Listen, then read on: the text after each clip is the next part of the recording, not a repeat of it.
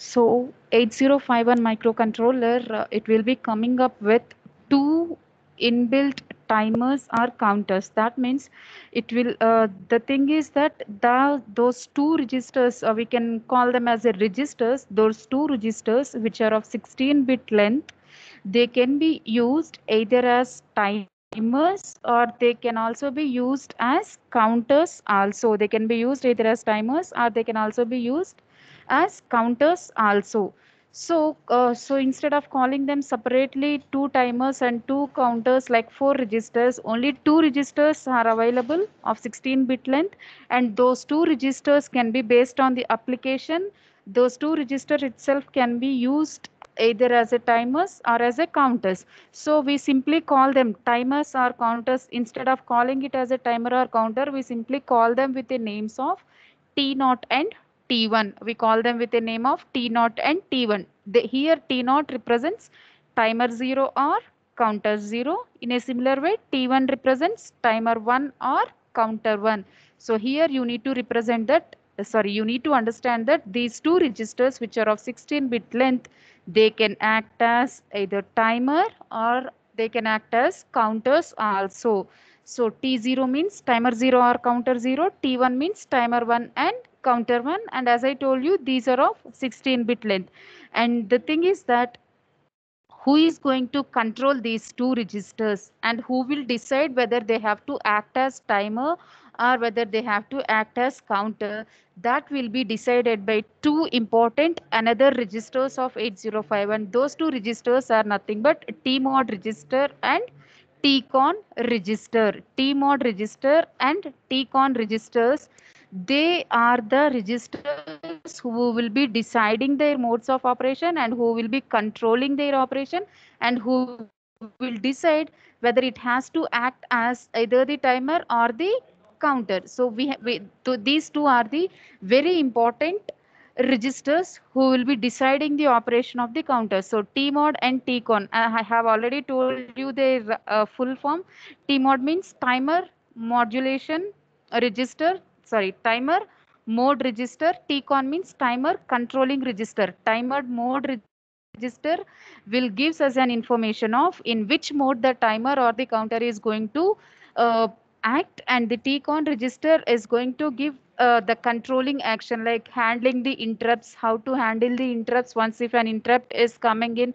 So in that way, the tcon register is going to help us in controlling the timer. And another thing is that even though these timers or counters are available in 16-bit, they are again have been divided into four registers. Timers or counters of 8051 are of two registers. So those two registers are again divided into four registers in order to access 8 bits at a time. It is very similar to the general purpose registers of 8086 microprocessor. If you look into the general purpose registers like AX, BX, CX, DX, they are of 16-bit, but they have been again subdivided into AH, AL, BH, BL, CH, CL, DH, and DL, so that the lower byte of data and the higher byte of data can be accessed. Or if you are not making use of all the 16 bits and if you are working with 8 bits, so that AX or AH or AL can be made use. So in order to use, if 16 bits are being not used by the microcontroller using the timers, so instead of wasting the memory space and in order to make use of the memory space in a proper way, the timer or the counter of 8051, they have been divided into 8-bit registers. So you can see those 8-bit registers and how they have been named: TH0, TH1, TL0, TL1. So H represents the higher byte and L represents the lower byte. So here zero suffixes TH0 and TL0 are the T0 subregisters, and TL1 and what we call TH1, they are the subregisters of T1. So T0 has been T0 can be accessed completely as a 16-bit, or it can also be accessed as a 8-bit also. How it can be accessed as a 8-bit? By making use of this TL0 and TH0. So TL0 and TH0. Here L represents the lower byte and H represents the higher byte, and this 0 represent that these higher byte and lower byte, they are all related to the timer 0.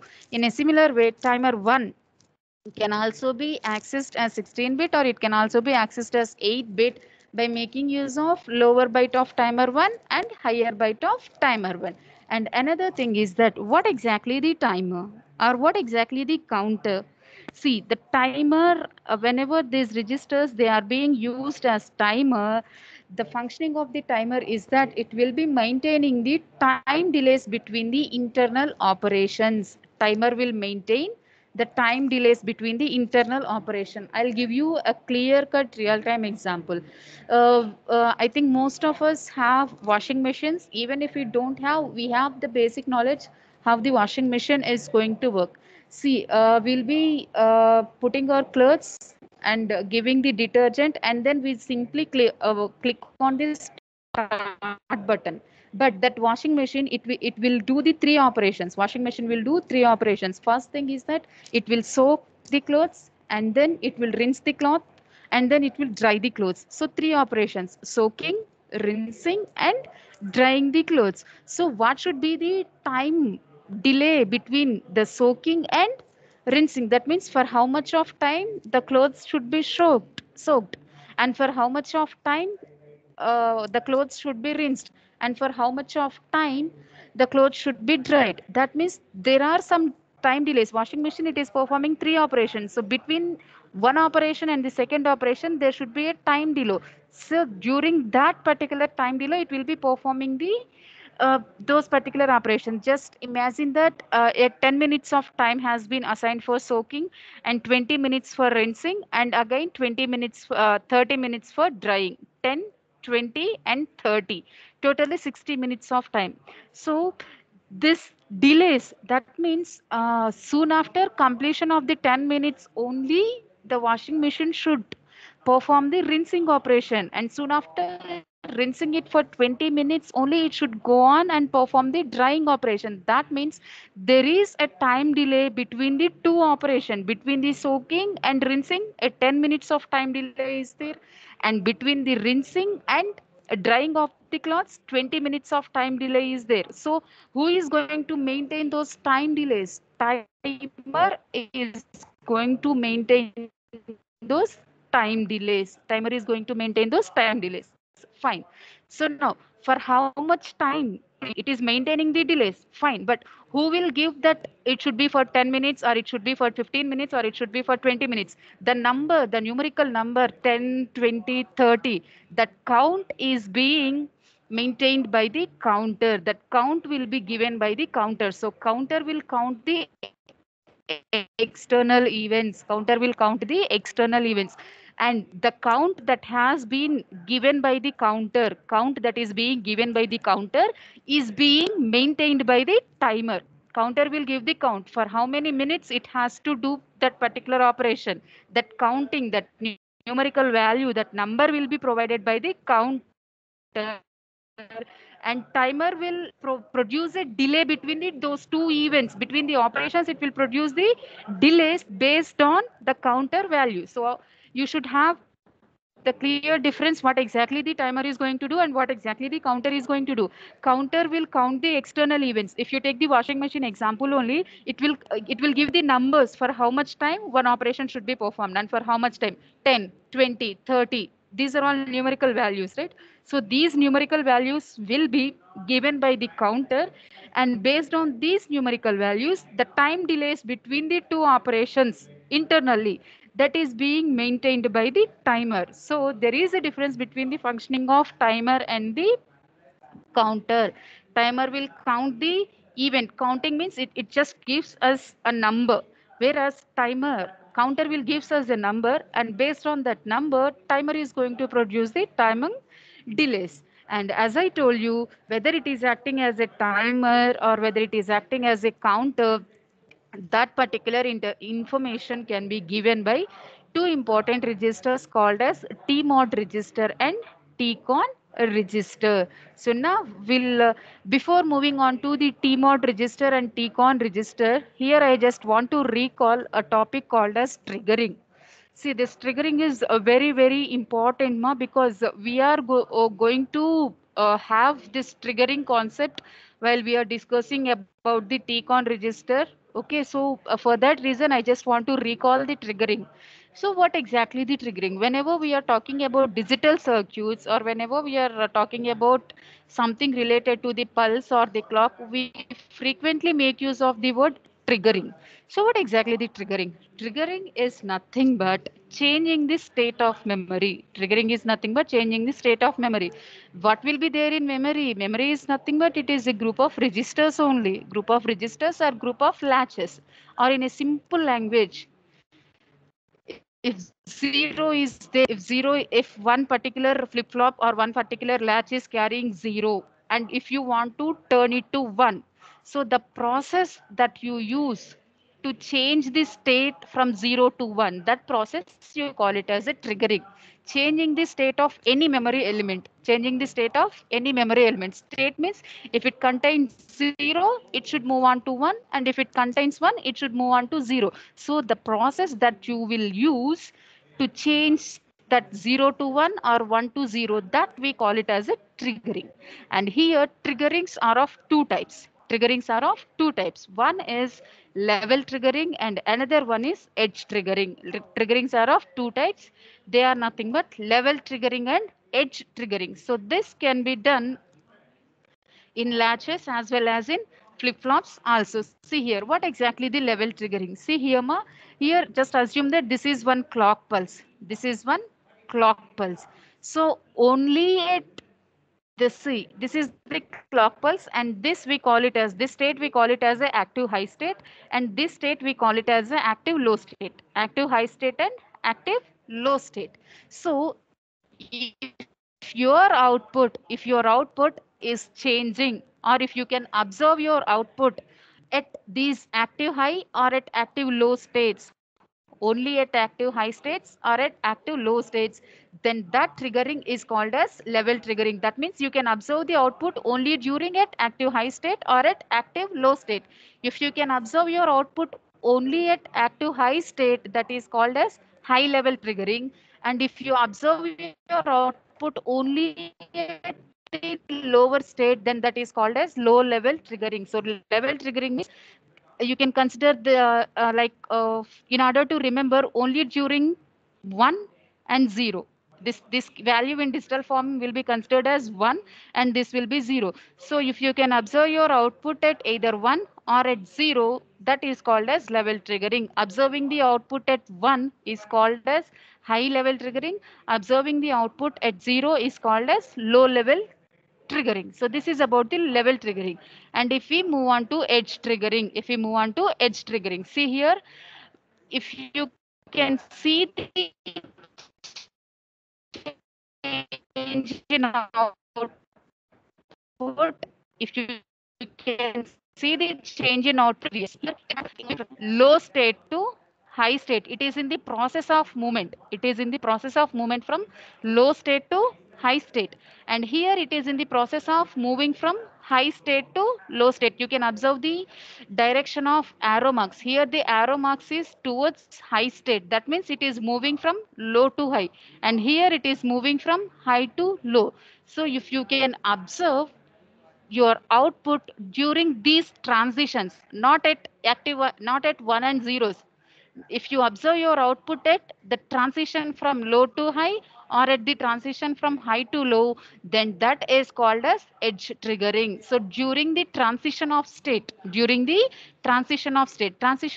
means changing the state from 0 to 1 or changing the state from 1 to 0. So that means these lines, during these particular lines, if you can observe your output is changing, then that is called as edge triggering. And these edge triggerings are of two types. One is positive edge triggering and another thing is negative edge triggering. So if the transition is from 0 to 1, if transition is from 0 to 1, then that is called as positive edge triggering. And if the transition is from 1 to 0, then it is called as negative edge triggering. I'm repeating it once again. Triggerings are of two types, level triggering and edge triggering. If you can observe your output either completely at 1 or completely at 0, then that is called as level triggering. So if you observe your output at completely one state, if you observe your output at completely one state, then that is called as low level triggering. at completely one state. If you observe completely low state, then that is called as low level triggering. And if you observe your changes in your output, if you observe the changes in your output at the transition time, that means when it's from 0 to 1 on 0, then that is called as edge triggering. So if the transition is from low state to high state, or if the transition is from 0 to 1, then this triggering is called as positive edge triggering. And the transition is from plus to positive to,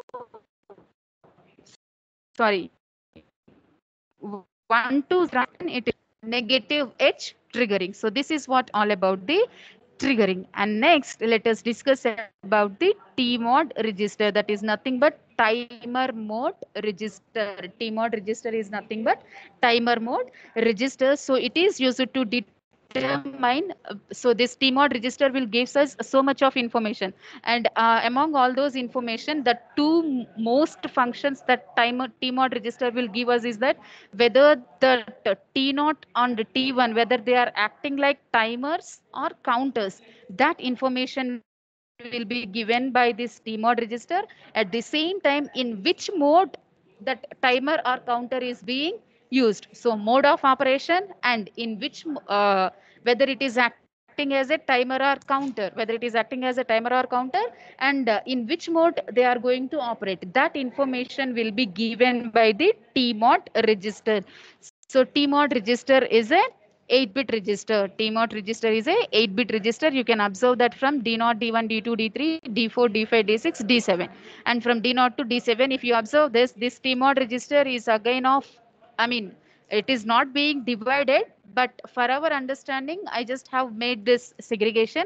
So these lower bytes from D0 to D3, D0 to D3, lower bytes will give us an information related to T0, lower lower nibble, that means D0 to D3. These 4 bits will give the information related to T0, that means timer or counter 0. Higher nibble, that is nothing but D4 to D7. Higher nibble means D4 to D7. They will give the information related to T1. T1 is nothing but timer or counter 1. I'm repeating, T-mod register. T-mod register, it gives us the information related to T0 and T1. So the lower nibble is nothing but group of 4 bits. Nibble is nothing but group of 4 bits. So the lower nibble of T-mod will gives us the information related to T0, and the higher nibble or the upper nibble, that is nothing but from D4 to D7. It gives us an information related to T1. T1 is nothing but timer or counter 1. T0 is nothing but timer or counter 0. And now, so as the functioning, whether it is for timer 1 or for timer not, you just try to observe the bits. What is D0? D0 is M0. And in a similar way, try to observe the D4. D4 is also M0. Here D1 is M1. So D5 is also M1. Here D2 is C by T0 bar. Here it is C by T1 bar. Why here it is T0 and why here it is T1? Because D2 is a bit of lower nibble. D2 is a bit of lower nibble. Lower nibble will be dealing with timer 0. That is the reason here 0 is present. C by T0 bar. As the higher nibble, D6 is a bit of higher nibble, and as the higher nibble deals with 1, here we have this suffix 1. And in a similar way, here we have gate 0, because D3 is a part of lower nibble. Lower nibble will deal with timer 0. So that is the reason here 0 is there. And coming to the gate 1. Here, as it is a part of D7 is a part of higher nibble, and as the higher nibble deals with 1, the suffix 1 comes here. Here these two suffixes are because they are a part of higher nibble. That's the reason they have 1. Here 0 is there because they are part of lower nibble, because lower nibble will deal with timer 0. That is the reason here zeros are here. But M0 and M1, M0 and M1. So here M0 and M1 of lower nibble and M0 and M1 of higher nibble, both will gives us an information of in which mode the timer should be activated. So M0 and M1 bits, M0 and M1 bits. That means D0, D1, D4, D5, D0, D1, D4, D5. So these 4 bits will gives us an information of in which mode the timer or the counter should be activated. In which mode the timer or counter should be activated. So based on the values that are present in M1 and M0, the mode of operation of timer or counter can be decided. So before we move into in which mode it is going to operate, let me give you an information that these timers or counters of 8051 can be operated in 4 modes. Timer or counters of 8051 can be operated in 4 modes. They are named as mode 0, mode 1, mode 2 and mode 3. They are named as mode 0, mode 1, mode 2 and mode 3. So which value will make the timer to operate in mode 0? So here I just have listed M1 and M0. This M1 and M0, they are related to both counter 1, sorry, timer 1 or counter 1, and they are related to timer 0 or counter 0 also. So if M1 and M0, both the values are zeros, both M1 and M0 are zeros, then that indicates that the timer or counter is operating in mode 0. And if it is 0 1, if M1 is equals to 0 and if M0 is equals to 1, then that indicates that they are operating in mode 1. And if it is 1 0, it indicates that they are operating in mode 2. And if it is 1 1, that indicates that they are operating in mode 3. So based on the values that are present in M1 and M0, the mode of operation of timer or counter can be decided. And another very important thing related to this mode of operation is that if timer or counter is operated in mode 0, then that is going to be an 16-bit 13-bit timer or counter. Mode 0 means 13 bits will be there, mode 1 means 16-bit, mode 2 means 8-bit. So these mode 0, mode 1, mode 2, these three modes, they are being supported by both T0 and T1. Timer or counter 0 and timer or counter 1. Those two timers can be operated in mode 0, mode 1, mode 2. But mode 3 can be supported only by the timer 0, timer or counter 0. I'm repeating it once again. Mode 0, mode 1, mode 2. These three modes can be operable by both T0 and T1. But mode 3 can be operated only for T0. Mode 3 can be operated only for T0.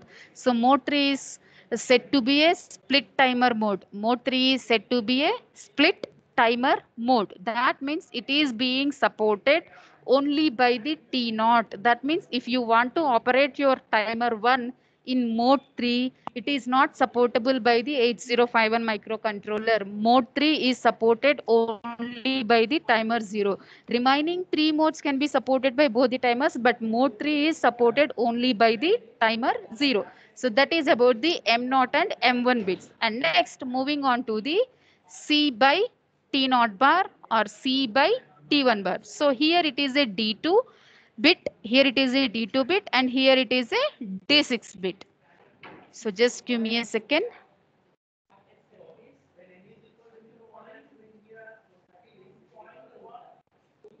Yeah. So now I'm talking about D2 or D6.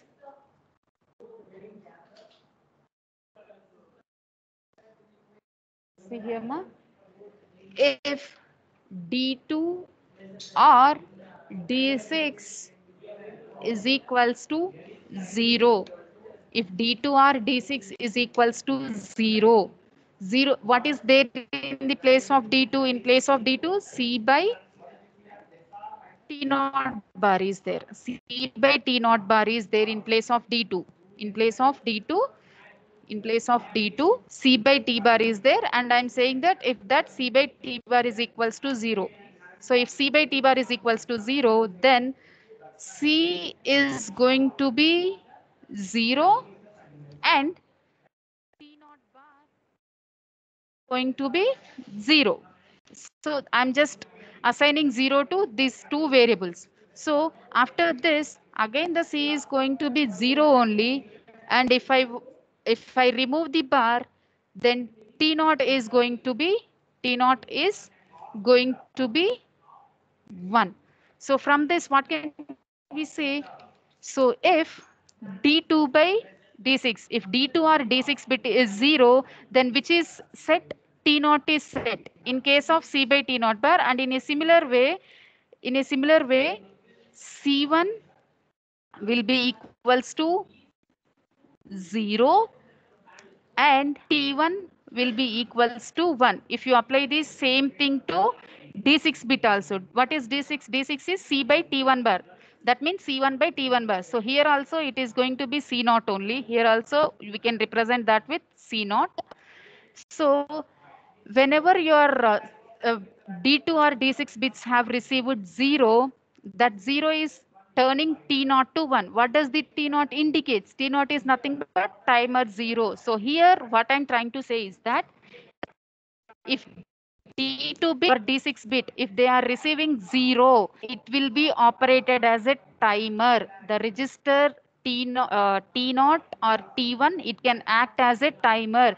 And if D2 or D6, if they are receiving 1, then C naught is going to be 1, and in a similar way C1 is also going to be 1.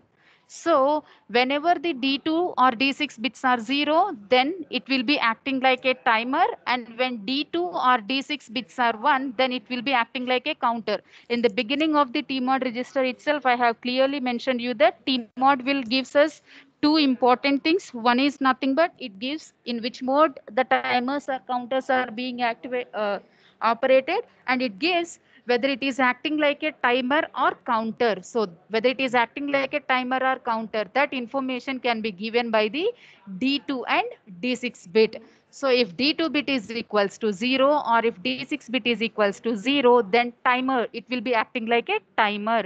If D2 or D6 bits are 1, then it is going to act like a counters. So we are done with the D2 and D6. And next, if we move on to the next bit, that is nothing but D3, which is written as gate 0, and D7, which is written as gate 1. So this thing, this D3 and D7, these two bits will give whether we are controlling the timer with software or hardware. The value set D3 and D7, they gives us an information how we are controlling the timer. We are controlling the timer through hardware, or we are controlling the timer through software. So if these two bits are 1, if D3 is equals to 1 and if D7 is equals to 1, then that indicates that the timer is being controlled by the hardware. The timer is being controlled by hardware. So if gate 0 or gate 1 are zeros, then the timer is going to be controlled by the software. So here three informations are being provided by the TMOD. The first information is that mode of operation. In which mode? It will be operating in 4 modes: mode 0, mode 1, mode 2, mode 3. Among all those 4 modes, in which mode the timer or counter can activate, that information will be given by M1 and M0. And next, whether it is acting like a timer or counter, that information will be is being given by D2 and D6 bits. And next, how those timers are being controlled, either through hardware they are being controlled or through software they are being controlled. That information is also being given by the TMOD register. So this is what all about the TMOD registers. So once if you understand the TMOD register, then you can easily understand the TCON register also.